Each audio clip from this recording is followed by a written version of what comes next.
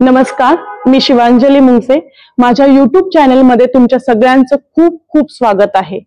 19 November 2023 ची रात्र Bharat versus ऑस्ट्रेलियाचा फायनल सामना आणि त्यामध्ये भारताची टीम ऑस्ट्रेलियाकडून झालेला पराभव ही गोष्ट अजूनही आपल्या मनात घर करून राहिलेली आहे। ही गोष्ट अजूनही आपल्याला त्रास देते। पण मित्रांनो, 30 ऑक्टोबर 2025 क्रिकेटच्या सामन्यात भारतीय क्रिकेट टीमच्या महिलांनी ऑस्ट्रेलियाच्या टीमचा केलेला पराभव ही त्या सगळ्या बदलाची आणि आपल्याला झालेल्या त्रासाच्या आणि आपल्याला झालेला जो त्रास आहे त्या सगळ्या त्रासाची त्यांनी भर काढून दिलेल्याची पावती।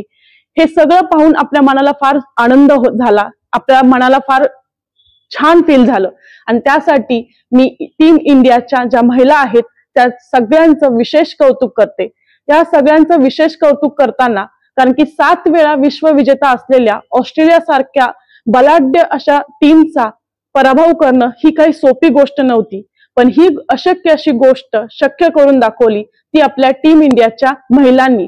त्यामुळे या टीम इंडियातल्या प्रत्येकीचं मला विशेष आणि भरभरून कौतुक करावं वाटतं। पण सगळ्यात महत्वाचं एक कौतुक करावं असं वाटतं ते जेमिमाचं। फर्स्ट इनिंग मध्ये 338चं टार्गेट, भव्य असं टार्गेट देऊन ऑस्ट्रेलियन टीमने इंडियन टीम समोर ठेवलं होतं। एवढं मोठं टार्गेट चेस करणं हे कोणत्याही टीमला आजपर्यंत शक्य झालं नव्हतं आणि तीही गोष्ट सगळ्यांना माहिती होती। आणि मित्रांनो, या सगळ्या 338च्या टार्गेटमुळे पूर्ण भारतात नाही तर क्रिकेट वर्ल्डच्या प्रत्येक ठिकाणी असा मोमेंटम क्रिएट झाला होता की पुन्हा एकदा सेमीफायनल ऑस्ट्रेलिया जिंकणार आणि पुन्हा एकदा ऑस्ट्रेलिया फायनल मध्ये पोहोचणार। पण मित्रांनो, तुम्हाला एक माहिती आहे का, या सगळ्यांमध्ये म्हणजे ऑस्ट्रेलियन टीम आणि त्यांच्या फायनल मॅच मध्ये उभी होती ती जेमिमा।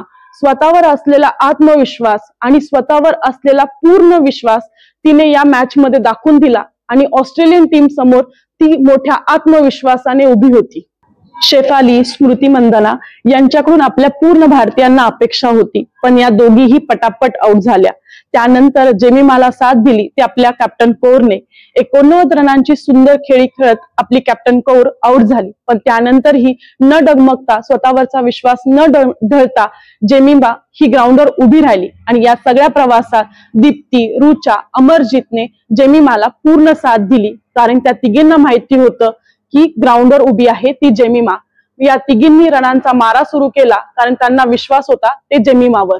जेमिमाचा हा पहिलाच वर्ल्ड कप होता। पहिल्या 2 सामन्यांमध्ये ती 0वर आउट झाली, त्यामुळे तिसऱ्या सामन्यात तिला खेळता आले नाही। न्यूझीलंडच्या सामन्यामध्ये 76 रन करून तिने कमबॅक केला।